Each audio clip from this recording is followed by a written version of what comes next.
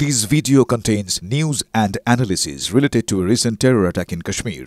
The content may include sensitive visuals and discussions that could be distressing to some viewers. Viewer discretion is advised. We strongly condemn all forms of violence and terrorism. The purpose of the content is solely to inform and create awareness based on verified reports. Kupwara জঙ্গলে জঙ্গিদের খোঁজে যৌথ বাহিনীর operation.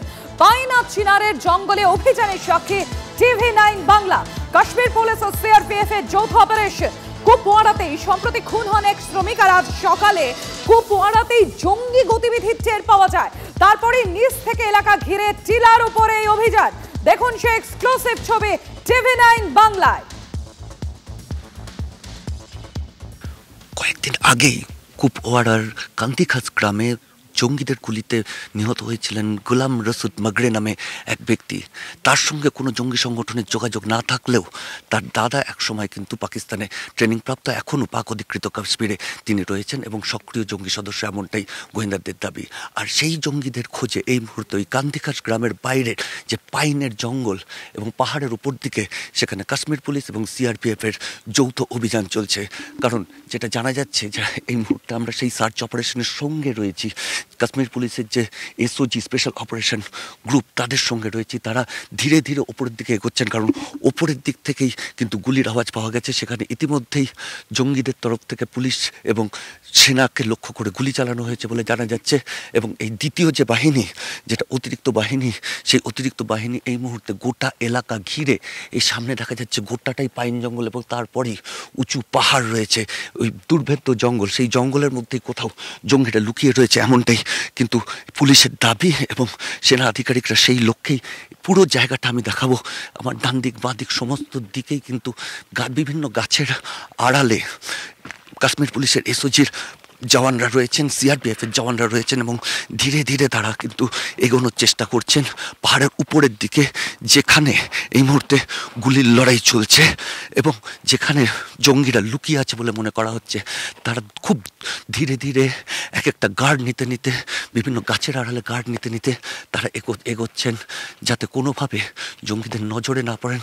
এখানের যে বড় গাছগুলো আছে, এই বড় গাছগুলোর আড়ালে থেকে থেকে জওয়ানরা ধীরে ধীরে ওপর দিকে ওঠার চেষ্টা করছেন, কারণ ওপরেই জঙ্গিরা লুকিয়ে রয়েছে এবং যে কোনো সময় উপর থেকে গুলি বর্ষণ হতে পারে। বারবার আমরা কাশ্মীর পুলিশের যে টিমের সঙ্গে রয়েছে, সিআরপিএফের টিমের সঙ্গে রয়েছে, তারা কিন্তু আমাদের সাবধান করছেন যে কোনোভাবে, আমি দেখতে পাচ্ছেন ওখানে পাথরের আড়ালে কিন্তু দুই জওয়ান লুকিয়ে রয়েছেন, কারণ ওপর থেকে যে কোনো সময় গুলি আসতে পারে সেই কথা মাথায় রেখে কিন্তু অত্যন্ত সতর্কতার সঙ্গে তারা এগোচ্ছেন। এবং আমাদেরও বারবার তারা বলছেন আর যাতে আমরা না যাই, কারণ ওপরে যে কোনো সময় ওপর থেকে কিন্তু গুলি বৃষ্টি হতে পারে, কারণ এলোপাথারি গুলি চালায় জঙ্গিরা। এবং সেক্ষেত্রে কিন্তু আমরা যেহেতু অনেকটা সামনে ফাঁকা জায়গা রয়েছে এবং বড় গাছের আড়াল ছাড়া আমাদের কোনোভাবে যেতে না করছেন সেনা আধিকারিকরা।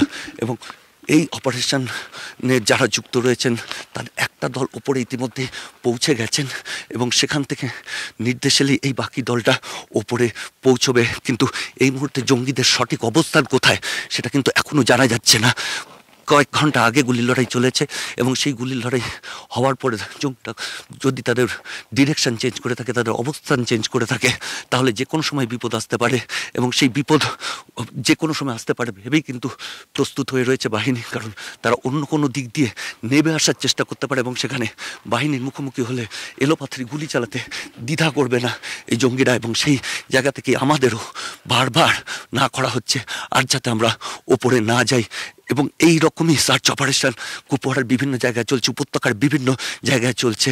যে উপত্যকায় 160 থেকে 65 জন যে মিলিটেন্টরা সক্রিয় রয়েছে তাদের এক এক করে তাদের নিকেশ করার জন্য এই অপারেশন কিন্তু চলছে। এবং এখান থেকে খুব কাছেই এলওসি, এখানে ইনফিল্ট্রেশনও বিভিন্ন সময় হয় এবং সেই জায়গা থেকে আজকের এই সার্চ এবং কর্ডন অপারেশন অত্যন্ত গুরুত্বপূর্ণ এবং বিপজ্জনক। ক্যামেরায় তুষারের সঙ্গে সিজার, TV9 বাংলা, কুপওয়ারা। দেখছেন আপনারা রীতিমতো প্রাণের ঝুঁকি নিয়ে সিজার মন্ডল আমাদের প্রতিনিধি আপনাদের সামনে সেই ছবি তুলে এনেছে গ্রাউন্ড জিরো থেকে, সরাসরি এক্সক্লুসিভ সেই ছবি আপনারা দেখলেন TV9 বাংলা। আর এবার পাকিস্তানকে সরাসরি হুঁশিয়ারি ভারতীয় সেনাবাহিনীর, কারণ সীমান্তে বারংবার সংঘর্ষ বিরতি চুক্তি লঙ্ঘন করা হচ্ছে এবং সেই নিয়ে কড়া বার্তা ভারতীয় সেনার। সিজার মন্ডল আমাদের সঙ্গে রয়েছেন। সিজার, প্রথম কথা, প্রাণের ঝুঁকি নিয়ে তুমি গ্রাউন্ড জিরো থেকে সমস্ত আপডেট তুলে ধরছো, আর এই নিয়ে তোমার কাছে কি আপডেট রয়েছে? দেখো, ডিরেক্টর জেনারেল মিলিটারি অপারেশনস দুই দেশের অর্থাৎ ভারত এবং পাকিস্তান তাদের মধ্যে গতকাল ফোনে কথা হয়। আমরা এটা ডিফেন্স সোর্স থেকেই জানতে পারছি, প্রতিরক্ষা মন্ত্রক সূত্রে জানতে পারছি। গতকাল ভারতের ডিরেক্টর জেনারেল মিলিটারি অপারেশনস পাকিস্তানের ডিরেক্টর জেনারেল মিলিটারি অপারেশনসের সঙ্গে কথা বলেন। মূলত কোথাও একটা বার্তা দেওয়া হয়, কড়া বার্তা দেওয়া হয়, বিনা প্ররোচনায় ইন্টারন্যাশনাল বর্ডার এবং এলওসি জুড়ে যে বিভিন্ন জায়গায় পাকিস্তানের দিক থেকে বিনা প্ররোচনায় গুলি চালানো হচ্ছে ভারতীয় সেনা চৌকি লক্ষ্য করে, ভারতীয় সেনাদের লক্ষ্য করে, সেই বিষয়তেই কড়া বার্তা দেওয়া হয়েছে এবং কার্যত চরম বার্তা দেওয়া হয়েছে, এবং সেটা এই পর্যায়ে যথেষ্ট তাৎপর্যপূর্ণ বলে মনে করছে সামরিক বিশেষজ্ঞরা। একেবারেই সিজার, এবং আরো একটা বিষয়, এই যে বারংবার পাকিস্তানের সংঘর্ষ বিরতি চুক্তি লঙ্ঘন করা, কোথাও এই উদ্বেগটাও ছিল যে এই সংঘর্ষ বিরতি চুক্তি লঙ্ঘন করছে, তাহলে কি ঘুরপথে জঙ্গি প্রবেশ করানোর চেষ্টা করছে পাকিস্তান ভারতে?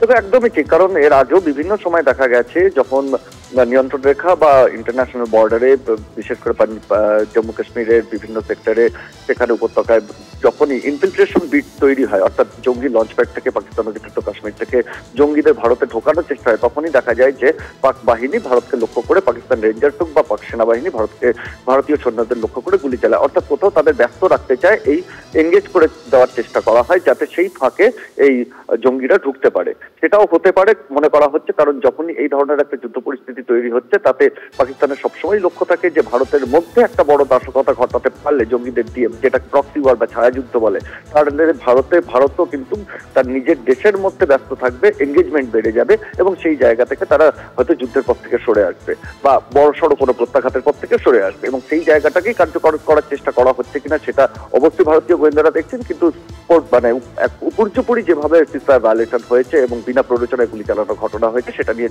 চরম বার্তাই কার্যত দেওয়া হয়েছে পাকিস্তানকে। ধন্যবাদ সিজার।